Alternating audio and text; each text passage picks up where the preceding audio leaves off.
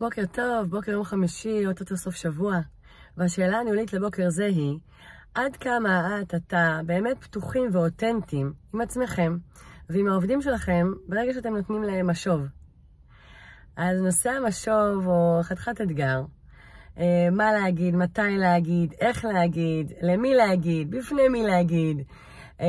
ויחד עם זה כל כך חשוב, זה הדרך למינוף, להעצמה, להשגת התוצאות העסקיות, ויחד עם זאת, זה לא פשוט לתת משוב פתוח ואותנטי, לצערי לא מעט מנהלים ומנהלות, טובים ומיומנים ומנוסים, עדיין מתקשים לתת משוב שהוא פתוח ואותנטי.